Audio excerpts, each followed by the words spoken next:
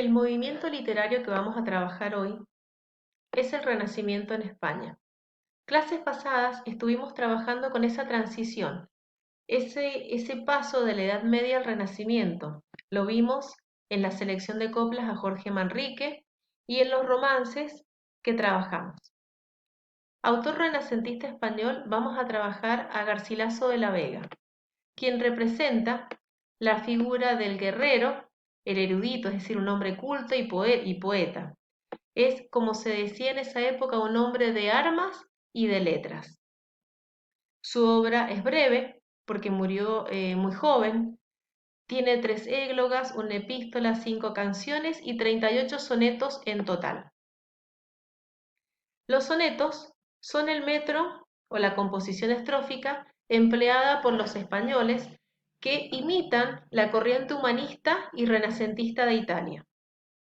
Algunos sonetos tratan asuntos amorosos, otros asuntos mitológicos, propio también de este renacimiento, que es una vuelta a la época clásica, es un renacer a los griegos y a los romanos. ¿Qué es lo que vamos a trabajar del Renacimiento? Bueno, vamos a leer un mito de Ovidio, un poeta latino, titulado Dafne se transforma en laurel. Acá tenemos esa imagen de Dafne transformándose en laurel. Voy a leer el principio de este mito. El primer amor de Febo fue Dafne, la hija del Peneo, hecho que no fue infundido por el azar, sino por la cruel ira de Cupido, el dios de Delos, orgulloso por su victoria sobre la serpiente Pitón, había visto cómo aquél tiraba de la cuerda del arco y doblaba sus extremidades. Entonces le dijo: ¿Qué intentas hacer, desenfrenado niño, con las flechas? Estas armas son propias de mis espaldas. Con ellas yo puedo lanzar golpes certeros contra una bestia salvaje o contra el enemigo. Hace poco, por ejemplo, he abatido con innumerables saetas a la descomunal Pitón, que cubría con su repugnante e hinchado vientre tantas yugadas. Tú, conténtate con encender con tu antorcha amores desconocidos y no quieras igualar tus victorias a las mías. ¿A quién tenemos acá? A Cupido, que es el hijo de Venus. Venus es la diosa del amor. También está Afrodita, que es la diosa del amor. ¿Qué pasa acá? Tenemos que Venus es la diosa del amor para los romanos, Afrodita para los griegos. Y Cupido, que es el hijo de Venus, le contesta ¿a quién? ¿A Febo o a Apolo? Tu arco lo traspasa todo, Febo, que es lo mismo que decir Apolo, pero el mío te traspasará a ti. Cuanto más cedan ante ti todos los animales, tanto más superará mi gloria a la tuya. Entonces acá tenemos un conflicto entre Cupido y Apolo. Y después, más adelante, aparece Dafne.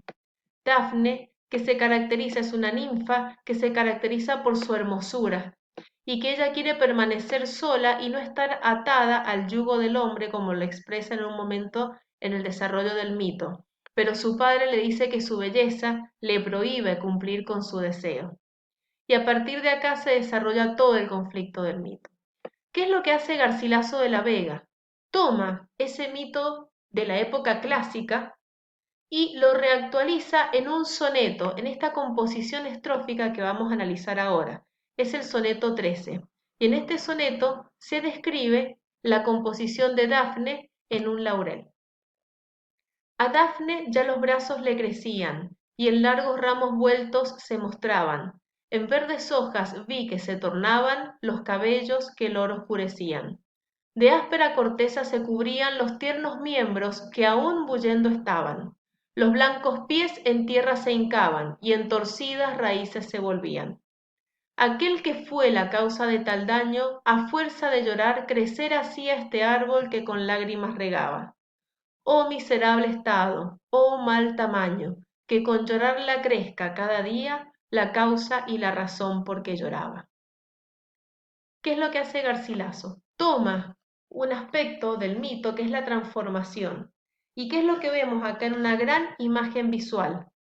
Los brazos de Dafne que crecen, se alargan en largos ramos y se vuelven ramas. Las verdes hojas vienen ¿de dónde? de sus cabellos que oscurecen el oro. Los cabellos de Dafne son más dorados y más brillantes que el oro.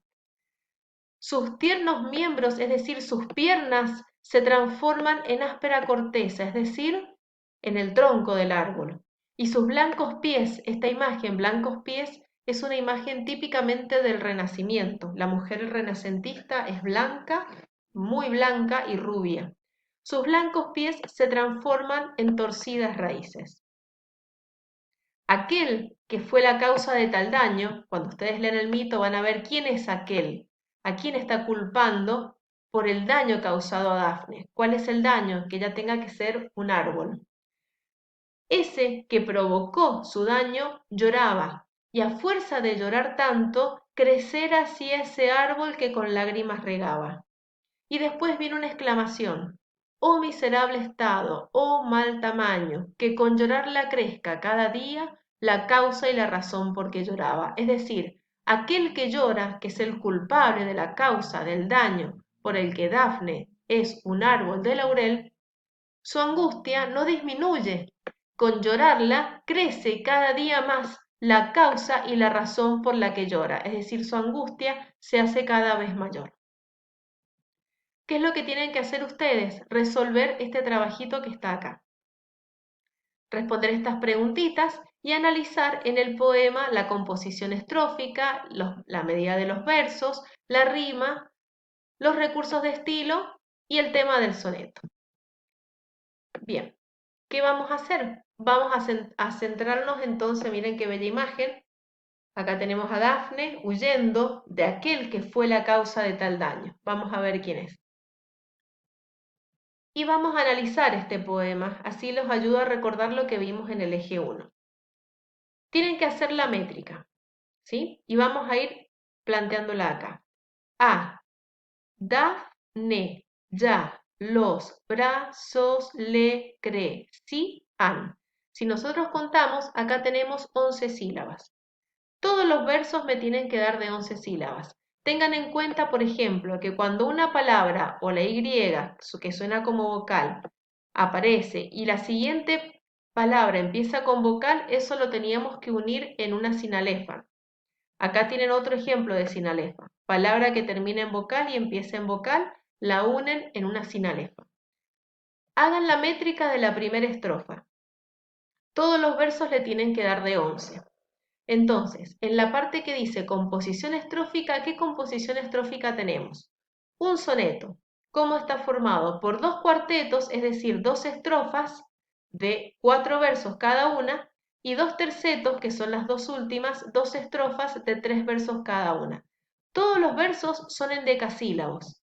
Entonces, en composición estrófica anotan que es un soneto compuesto por 2 cuartetos y 2 tercetos de versos en decasílabos. Vamos a la rima. La rima se observaba a partir de la última vocal acentuada en la última palabra de cada verso. ¿Qué terminación tienen acá? Ian. O la terminación que aparece acá. Aban. Acá también. Aban, Ian. Coinciden vocales y consonantes. Entonces tenemos un tipo de rima consonante y las identificamos con las letras A, B, B, A. Y así lo hacen en el resto del poema. Vamos a los recursos de estilo. Dentro de los recursos de estilo, ¿qué vamos a encontrar? Primero, que todo el poema completo es una gran imagen visual, porque el poeta ve, el yo lírico ve cómo Dafne se transforma en laurel. Él se lo imagina, es su ficción. Es ver la observación, o es observar a Dafne transformándose en laurel. ¿Qué es lo que tenemos acá? Fíjense, largos ramos, verdes hojas, áspera corteza, blancos pies. Son todos adjetivos epítetos. Largas ramas, las hojas son verdes, la corteza siempre es áspera, los pies son blancos según el ideal renacentista. Esos son adjetivos epítetos. Acá tenemos áspera corteza, es una imagen de qué tipo, táctil. Y bueno, traten de ustedes de ir ubicando otros recursos. Podemos tener hipérbole, podemos tener metáforas, podemos tener derivaciones, exclamaciones. Traten de ustedes de ubicar en dónde están. Marquen la mayor cantidad de recursos posibles. Esto es lo que vamos a trabajar hoy día con respecto al Renacimiento y con respecto a Garcilaso de la Vega. Espero que les guste el mito y que disfruten sobre todo el soneto, que es bellísimo.